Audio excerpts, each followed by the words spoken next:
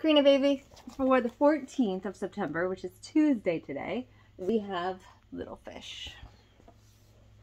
The little fish. There was once a little fish who lived in a big river that swished and swirled its way to the sea. All day, the little fish swam and fed along the rocky riverbed. He played chase with his brothers and leaped fishy leaps over the waterfalls. All night he slept tired and content in a clump of reeds. The little fish would have gone on living happily in this way, but he met a mischievous rat swimming near the riverbank. The rat dared the little fish to be more adventurous. "Swim to the sea," he said. "Life is much more exciting there." The little fish decided to go at once, even though his brothers tried to stop him. "The sea is a dangerous place," they warned, but the little fish wouldn't listen. He flapped his tail and was off skimming through the water. He swam all day and all night. The river got wider and wider until the little fish found himself in the sea. The water tasted very salty. Soon huge waves swept him far away from the river. "What an adventure," thought the little fish, feeling a tiny bit afraid. Way out where the sea was deep, the little fish saw lots of other fish. There were small striped ones swimming in schools, and strange round ones looked like balloons. Suddenly an enormous shark swam by with snapping jaws. The little fish darted off as fast as he could. He was swimming so quickly that he did not see the net. A gigantic fishing net was spread out under the water, scooping up hundreds of silver flapping fish. The little fish swam right into it and was hauled onto the boat. "Oh, what an adventure!" cried the little fish, gasping for air. Then the fisherman noticed him and laughed. "You're much too little to eat," he said, and he threw little fish back into the sea. Splash! After that, the little fish swam back to the river as fast as he could. "No more adventures for me," he said. There he is with the rat. And there he is with his brothers. There's that shark. Snap. Karina baby, I love you so much and I miss you. Let's read from this book, Mary Poppins, Balloons and Balloons. Here's a chapter from a book, Mary Poppins. Comes back by P.L. Travis, an English woman whose books have been enjoyed by young readers for many years. Mary Poppins is the most remarkable person. She is the governess of the Bank family, and she takes care of the 5 Banks children, Jane, Michael, the twins, John and Barbara, and the baby, Annabelle. On this particular day, Mary Poppins and the children visit an unfamiliar part of the park, meet an amazing balloon lady, and have an impossibly exciting adventure. From Mary Poppins Comes Back, Balloons and Balloons, P.L. Travis. "I wonder, Mary Poppins," said Mrs. Banks, hurrying into the nursery one morning, "if you will have time to do some shopping for me." And she gave Mary Poppins a sweet, nervous smile, as though she was uncertain what the answer would be. Mary Poppins turned from the fire where she was arranging Annabelle's clothes. "I might," she remarked, not very encouragingly. "Oh, I see," said Mrs. Banks. She looked more nervous than ever. "Or, again, I might not," continued Mary Poppins, busily shaking out the woolen jacket and hanging it over the fire guard. "Well, in case you did have time, this is a list and here is the pound note. And if there is change left over, you may spend it." Mrs. Banks put the money on the chest of drawers. Mary Poppins said nothing. She just sniffed. "Oh," said Mrs. Banks, suddenly remembering something. "And the twins must walk today, Mary Poppins." Robertson sat down on the preambler this morning. He mistook it for an armchair, so it will have to be mended. Can you manage without it and carry Annabelle? Mary Poppins opened her mouth and closed it again with a snap. "I," she remarked tartly, "can manage anything and more if I choose." I know," said Mrs. Banks, edging towards the door. "You are a treasure. a perfect treasure, an absolutely wonderful and altogether suitable treasure. Her voice died away as she hurried down the stairs. And yet, I sometimes wish she wasn't, Mrs. Banks remarked to her grandmother's portrait as she dusted the drawing room. She makes me feel small and silly, as though I were a... There she is with the twins.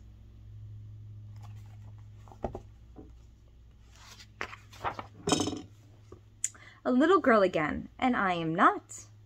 Mrs. Banks tossed her head and flicked a speck of dust from the spotted cow on the mantelpiece.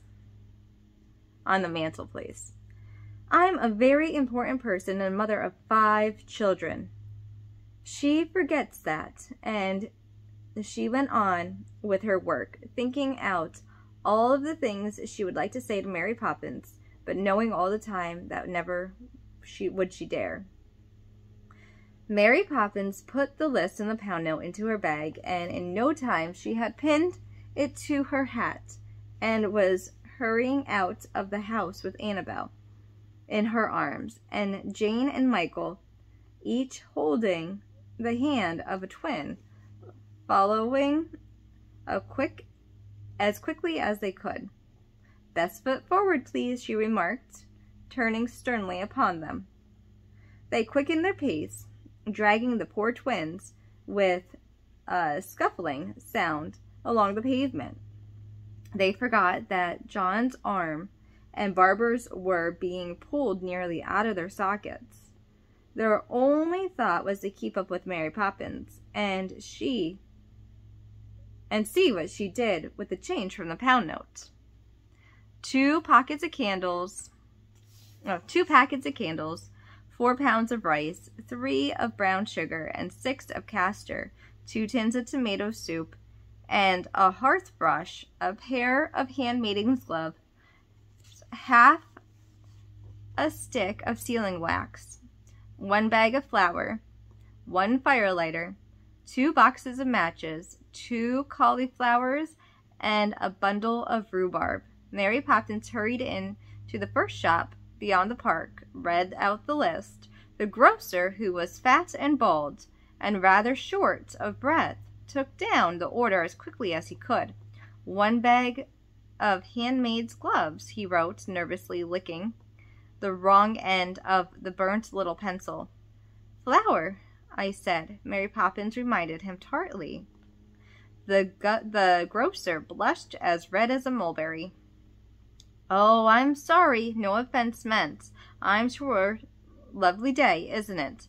Yes, my mistake. 1 bag of Hauser flour?" He hurriedly scribbled it down and added 2 boxes of hearth brushes. "Matches?" snapped Mary Poppins. The grocer's hands trembled on his pad.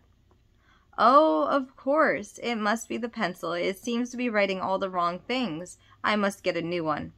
Matches, of course. And then you said..." He looked up nervously and then down again at his little stub of pencil. Mary Poppins unfolded her list, read it out loud again in an angry and impatient voice. "Sorry," said the grocer as she came to the end, "but rhubarb's off." "Would Dempson's do?" "Certainly not." "A pack of tapioca?" "Oh, no, Mary Poppins. Not tapioca. We had that last week," Michael reminded her. She glanced at him and then at the grocer, and by the look in her eyes, they both knew that there was no hope. Tapioca it would be. The grocer, blushing redder than ever, went away to get it. "There won't be any change left if she goes on like this," said Jane. Oh, let's look at the photo. Here's the grocer. She should have handed him the list instead of just reading it aloud. So this way he could have written it down for her.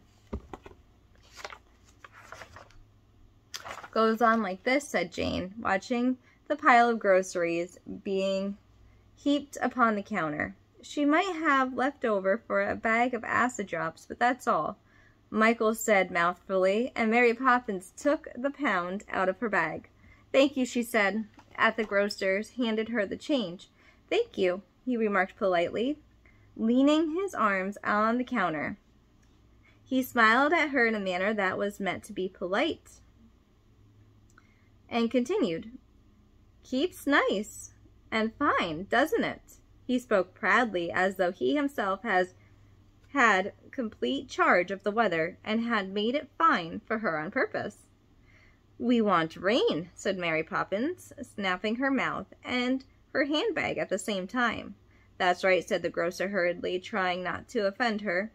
Rain is always pleasant. Never, retorted Mary Poppins, tossing Annabel into a more comfortable position on her arm.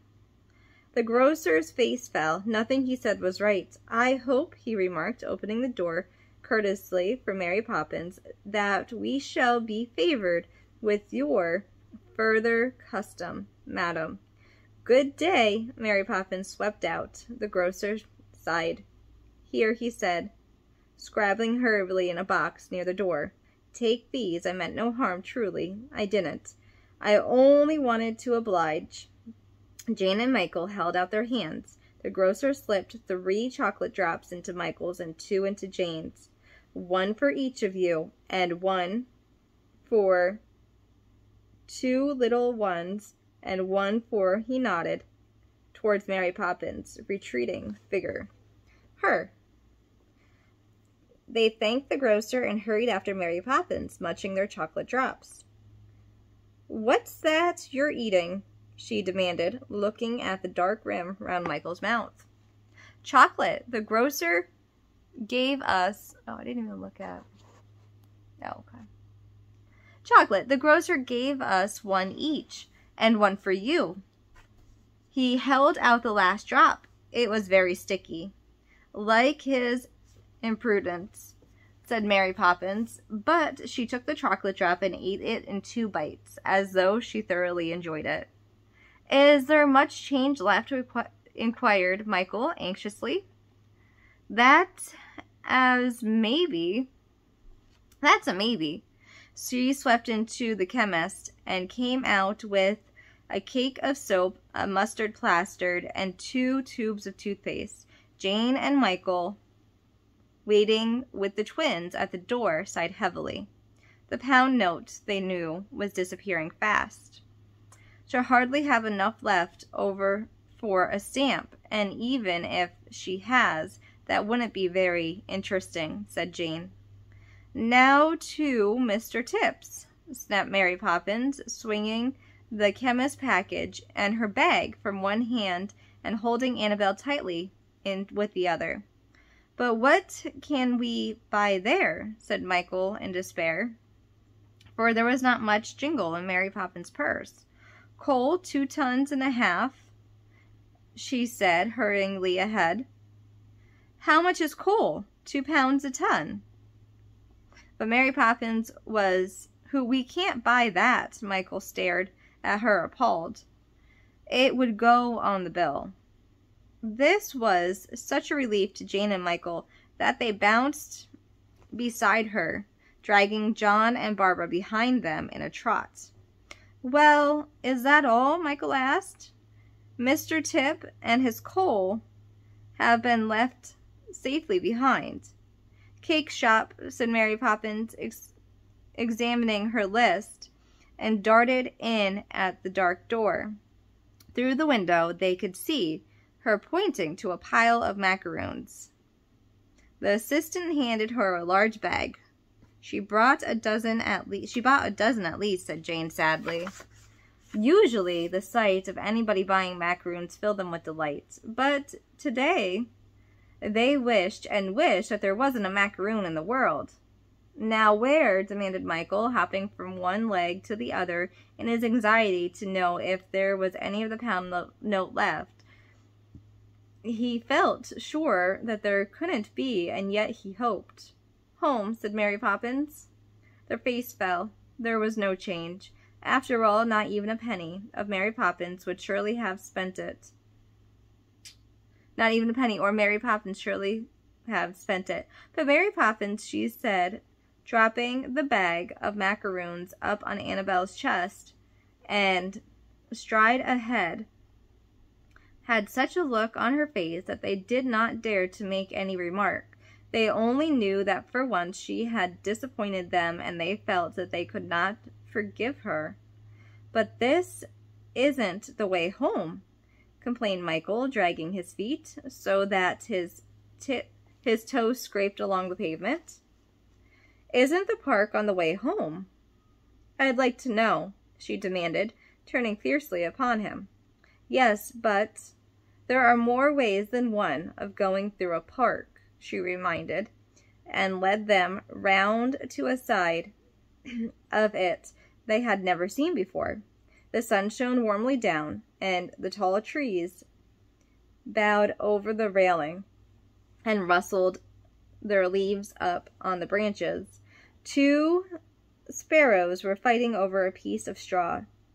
A squirrel hopped along the stone bastel road and sat up on the hindquarters, asking for nuts. But today, these things did not matter. Jane and Michael were not interested. All they could think of was the fact that Mary Poppins had spent the whole pound note and on important things and had kept nothing over. Tired and disappointed, they trailed about her towards the gates. Over the entrance, a new one they had never seen before spread a tall stone arch, splendidly carved with a lion and a unicorn, and beneath the arch sat an old woman. Her face was gray as the stone itself, and her withering and wrinkles as a walnut. On her little old knees she held a tray piled up with what looked like small colored shapes of ribbons, and above her head, tied firmly on the park railing, a cluster of bright balloons bobbing and bouncing. "Balloons! Balloons!" shouted Jane, and loosening her hand from John's sticky fingers, she ran towards the old woman. Michael bounced after her, leaving Barbara alone and lost in the middle of the pavement. "Well, my dearie ducks," said the balloon woman in an old cracked voice, which will you have? Take your choice and take your time." She leant forward and shook her tray in front of them.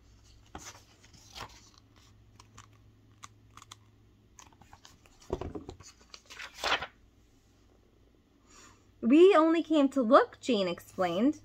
"We've got no money." Tisk, tisk, tisk. "What's the good of looking at the balloons? You've got to feel a balloon. You've got to hold a balloon. You've got to know a balloon. Come to look. What good will that do?" The old woman's voice cracked like a little flame. She rocked herself on her stool. Jane and Michael stared at her hopelessly. They knew she was speaking the truth. But what could they do? "When I was a little girl," the woman went on, "people really understood balloons. They didn't just come and look. They took. Yes, they took. There wasn't a child that went through these gates without one. They wouldn't have insulted the balloon woman in these days by just looking and passing by." She bent her head back and gazed up at the balloons all above her. "Ah, my loves and doves," she cried, "they don't understand. You are more. Nobody but the old woman understands. You're an old-fashioned now. Nobody wants you." "We do want one," says Michael shortly, "but we haven't any money. She spent the whole pound note on—" "And who is she?" inquired the voice close behind him. He turned and his face went pink. "I meant, that you, He began nervously. "Speak politely. Of your betters," remarked Mary Poppins, and straightening her arm over his shoulder, she put half a crown on the balloon woman's tray. Michael stared at it, shining there among the limp on balloons. "Then there was some change over," said Jane, wishing she had not thought so crossly of Mary Poppins. The balloon woman, her old eyes sparkling, picked up the coin and gazed at it for a little moment. "Shiny, shiny, king and crown," she cried. "I haven't seen one of these since I was a girl." She cocked her head at Mary Poppins. "Do you want a balloon, my lass?" "If you please," said Mary Poppins, with haughty politeness. "How many, my dearie duck? How many?" "4." Jane and Michael almost jumped out of their skins, turning and flung their arms around her. "Oh, Mary Poppins, do you mean it?" "1 each." "Really? Really?" "I hope I would always say what I meant," she said promptly, looking very concreted. They sprung through the tray and began to turn over the colored balloon cases. The balloon woman slipped over the silver coin into her pocket in her skirt. "There's my shiny," she said, giving the pocket a little loving pat. Then, with excited trembling hands, she helped the children turn over the cases. "Go carefully, my dearie ducks," she warned them. "Remember, these balloons are balloons, and 1 for..." Here's all the balloons.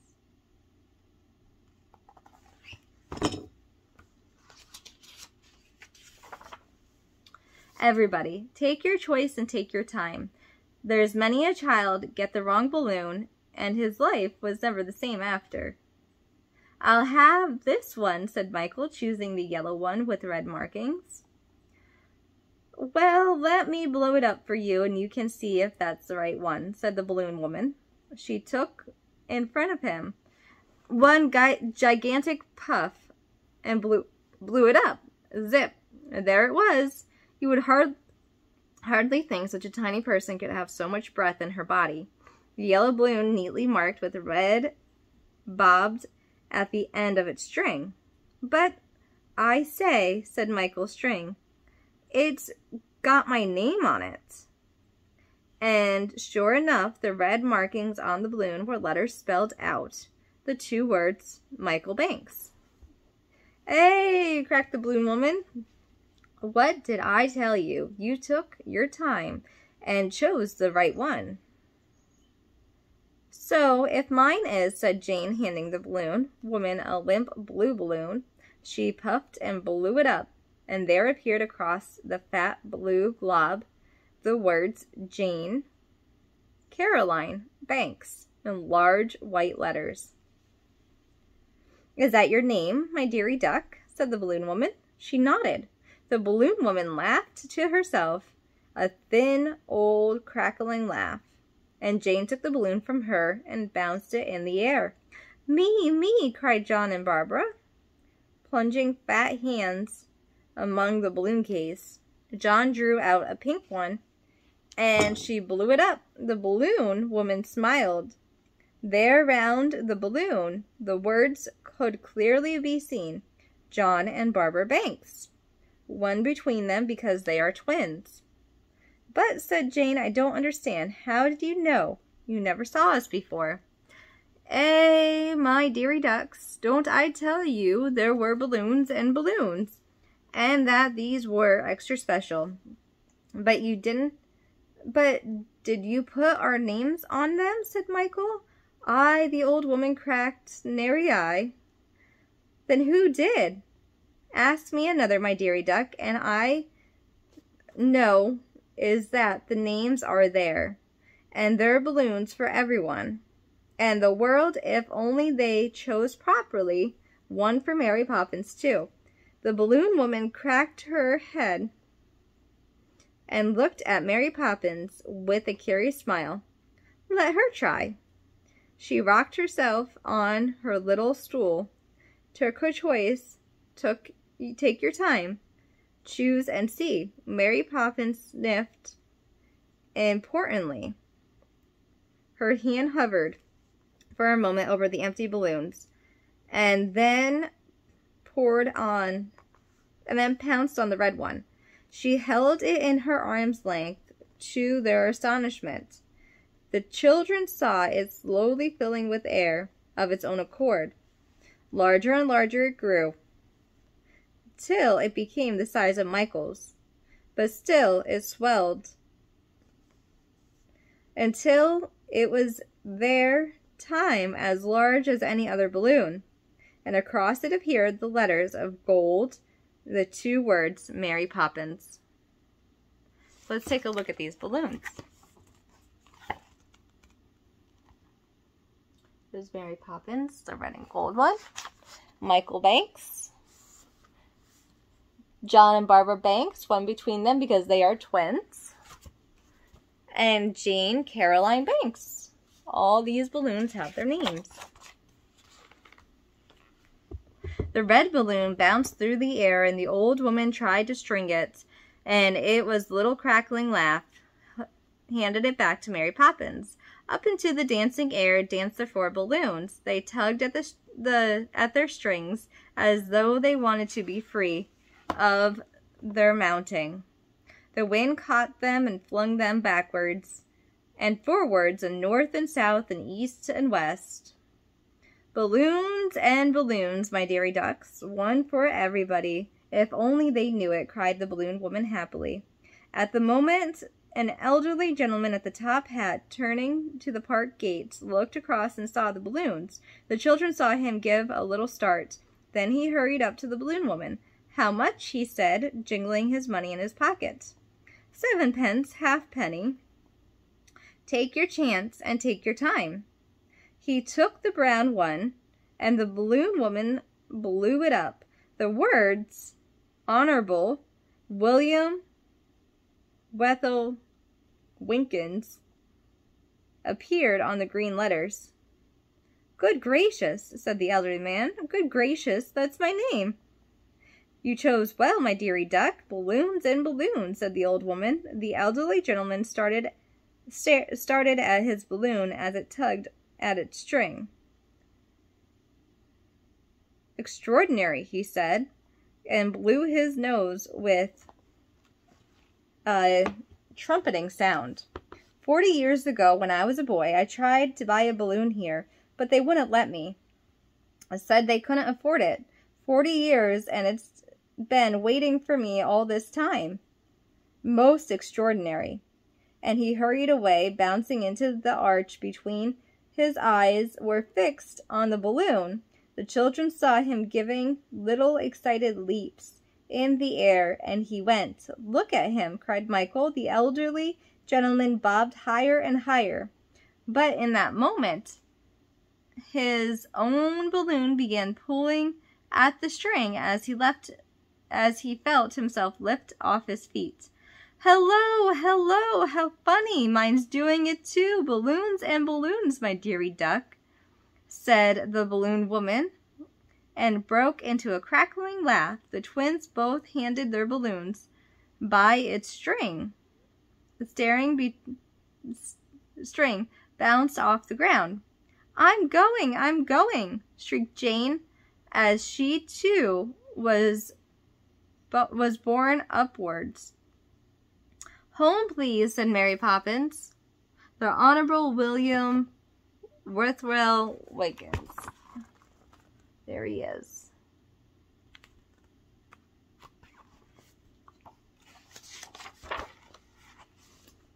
Immediately, the red balloon soared up, dragging Mary Poppins after it. Up and down she bounced, with Annabelle and the parcels in her arms. Through the gates and above the path of red balloon bore Mary Poppins, her hat very straight her hair very tighty, and her feet were timidly walking the air as they usually walked the earth. Jane and Michael and the twins, tugged jerkily up and down on their balloons, followed her. "Oh, oh, oh!" cried Jane as she was whirling past the branch of the elm tree. "What a delicious feeling!" "I feel as if I were made of air," said Michael, knocking into the park seat and bouncing it off it again. "What a lovely way to go home!" "Oh, ee!" squeaked the twins, tossing and bobbing together. "Best foot forward, please, and don't dawdle," said Mary Poppins, looking fiercely over her shoulder, for all the world as if they were walking steadily on the ground instead of being tugged into the air, past the park keeper's house, and went and down the lime walk. The elderly gentleman was there bouncing along ahead of them. Michael turned for a moment and looked behind him. "Look, Jane, look, everybody got one." She turned on the distance. A group of people, and carrying balloons, were being jerked up and down in the air. "The ice cream man has bought one," she cried, staring and just missing a statue. "Yes, and the sweep. And there, do you see, is Mrs. Lark." Across the lawn, a familiar figure came bouncing, hatted and gloved, and holding a balloon bearing the name Lucinda Emily Lark. She bobbed across the elmwood, looking very pleased and dignified, and disappeared round the edge of the fountain. By this time, the park was filled with people, and every one of them had a balloon with a name on it.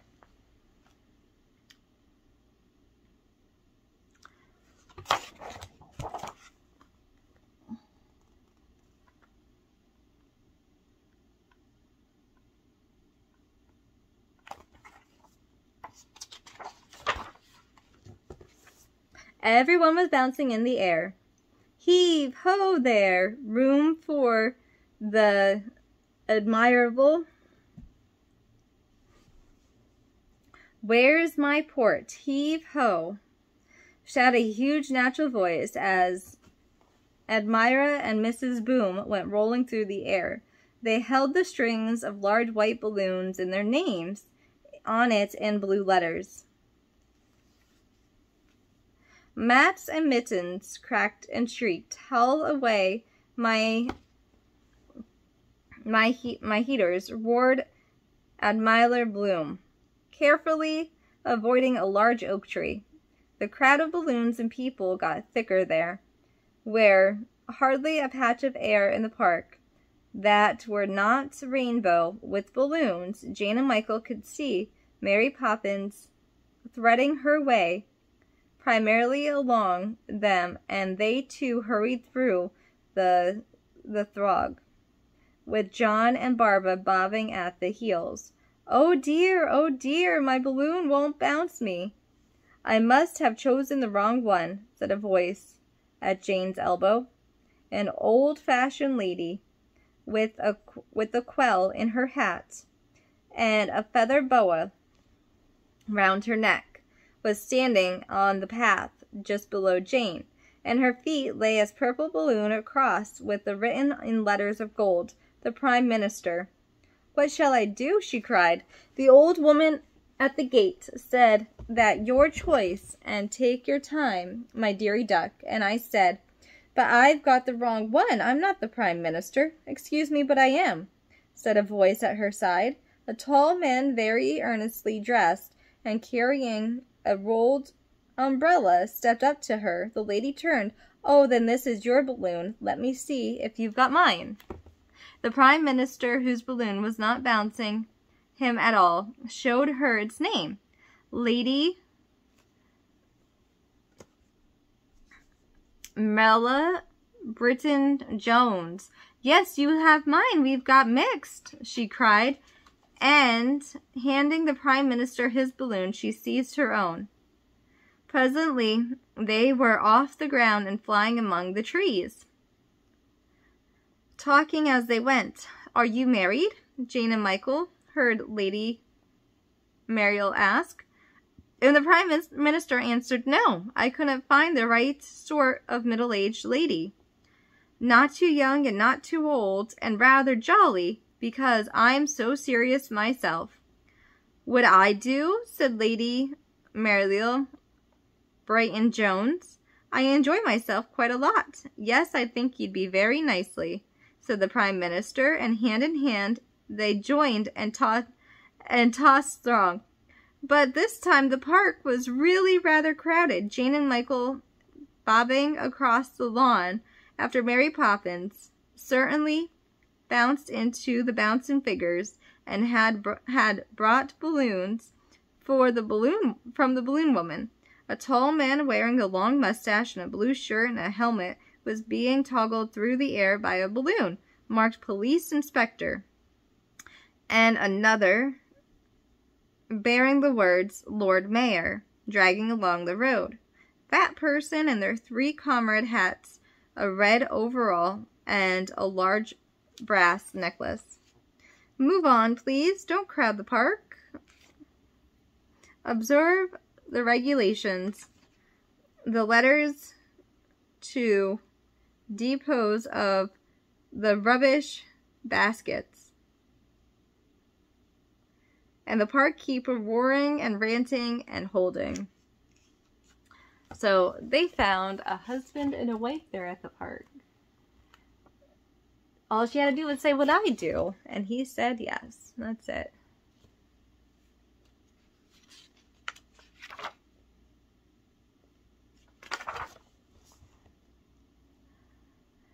A small cherry-colored balloon marked F. Smith threaded his way through the crowd. What a wave of his hand he moved, and 2 dogs, a bulldog with the word SOOO written on his balloon, and a foxtrotter whose name appeared as Albertine. "Leave my dog alone, or I shall take your number and report you," cried a lady whose balloon said the Duchess of Mayfield. But the park keeper took no notice and went bobbing by, crying, "All dogs on a lead, don't crowd the park, no smoking, observe the regulations," till his voice was hoarse. "Where Mary Poppins?" said Michael's, whisking up to Jane. "There, just ahead of us," she replied, and pointed to the prime tidy figure that bounced at the end of the longest balloon in the park. They followed it homeward. "Balloons and balloons, my dearie duck," cried a crackling voice behind them, and turning they saw the balloon woman. Her tray was empty, and there was not a balloon anywhere near her. But in spite of that, she was flying through the air as though 100 invisible balloons were dragging her onwards. "Everyone sold," she screamed as she sped by. "There's a balloon for everyone, if only they knew it." They took their chance, and they took their time, and I've sold a lot of balloons and balloons. Her pockets jingled richly as she flew by, and standing still in the air, Jane and Michael watched the small, withering figure shooting past the bobbing balloons, past the Prime Minister, past the Lord Mayor, past Mary Poppins, past Annabelle, until the tiny shape grew thinner still, and the balloon woman disappeared into the distance. "Balloons and balloons, my dearie ducks," the faint echo came drifting back to them. "Step along, please," said Mary Poppins. They flocked round her, all 4 of them. Annabelle, rocked by the movement of Mary Poppins' balloons, nestled closer to her and went to sleep. The gate of number 17 stood open, and the front door was ajar. Mary Poppins, leaping neatly and bouncing primely, passed through and up the stairs, and the children followed, jumping and bobbing. And when they reached the nursery door, the 4 pairs of feet clattered noiselessly to the ground. Mary Poppins floated down and landed without a sound. "Oh, what a lovely afternoon," said Jane, rushing, flung her arms round Mary Poppins. "Well, that's more than you are at the moment. Brush your hair, please. I don't care for scarecrows. Mary Poppins said tartly. I feel like a balloon myself, said Michael joyfully. All airy, fairy-free. I'd be sorry for the fairy that looked like you, said Mary Poppins. Go and wash your hands. You're not better than a swamp. And here goes the doggies.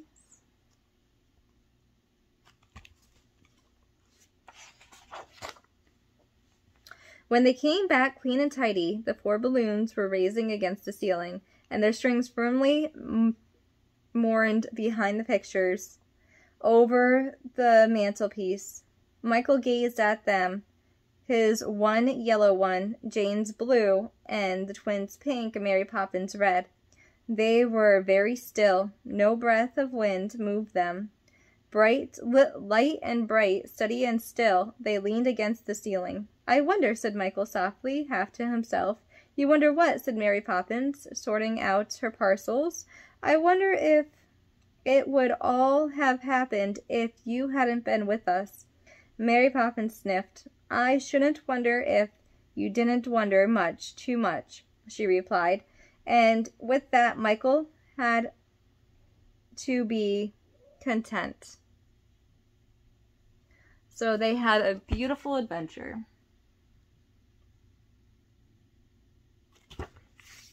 Karina, baby, I love you and I miss you. I miss you so much, honey. I can't wait to see you and bring you places and have fun adventures. We used to have fun adventures all the time. I just love you.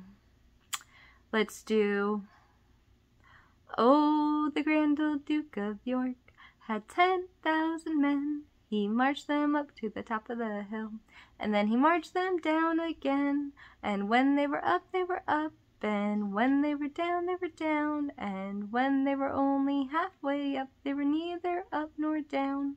Karina, baby, I love you and I miss you. I hope you're having a great day today.